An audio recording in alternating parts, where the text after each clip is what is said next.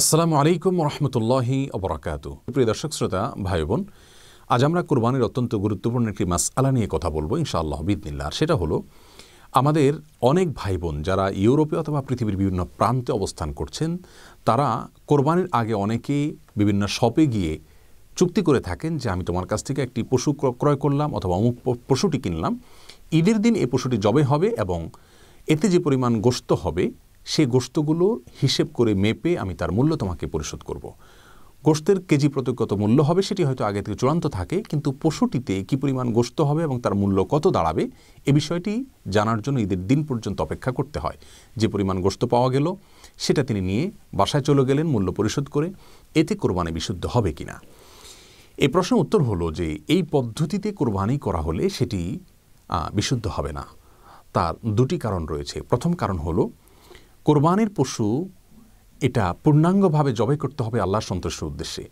আপনি যদি পশুর আংশিক নেন আর আংশিক ক্রয় না করেন, তাহলে সেক্ষেত্রে কোরবানি বিশুদ্ধ হবে না। আমরা জানি এই পদ্ধতিতে যারা কোরবানি করে থাকেন তারা কোরবানির পশুর মাথা, পায়া বা এটার ভুঁড়ি বা বিভিন্ন অংশ এগুলো তারা নিচ্ছেন না, তারা শুধু গোশতগুলো নিয়ে যাচ্ছেন আর এগুলো বিক্রেতার কাছে থেকে যাচ্ছে। তাহলে বিক্রেতা কেমন যেন পশুর এই অংশগুলো বিক্রি করেননি। আর কোরবানি বিশুদ্ধ হওয়ার জন্য একটি পূর্ণাঙ্গ পশু কোরবানি করা শর্ত। এজন্য কোরবানি পশুতে বড় কোনো ত্রুটি থাকলে কিন্তু কোরবানি বিশুদ্ধ হয় না, যেমনটি হাদিস থেকে স্পষ্টভাবে আমরা জানতে পারি। তার কারণ আমাদেরকে পূর্ণাঙ্গ একটি পশু আল্লাহর উদ্দেশ্যে কোরবানি করার জন্য নির্দেশ করা হয়েছে। তাহলে আপনি শুধুমাত্র গোশতগুলো নেওয়া মানে হলো পূর্ণাঙ্গ পশু আপনি কোরবানি করলেন না। আর দ্বিতীয়ত, কোরবানির পশু জবে করার আগে আপনি তার মূল্য নির্ধারণ করতে হবে। আপনি জবে করার আগে মূল্য নির্ধারণ না করার মানে হলো পশুটির মালিকানা এখনও আপনার পূর্ণাঙ্গ হয়নি, তাহলে সেক্ষেত্রে কোরবানি বিশুদ্ধ হবে না।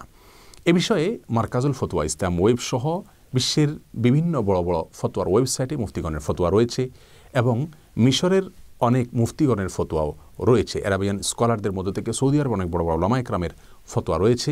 তারাও জানিয়েছেন যে এই পদ্ধতিতে কোরবানি করলে কোরবানি বিশুদ্ধ হবে না। অতএব আমাদের সেই সমস্ত ভাই বোনদেরকে আমরা পরামর্শ দিব যে কোরবানির আগে পূর্ণাঙ্গ পশু ক্রয় করবেন এবং তারপরে সেটিকে জবাই করবেন।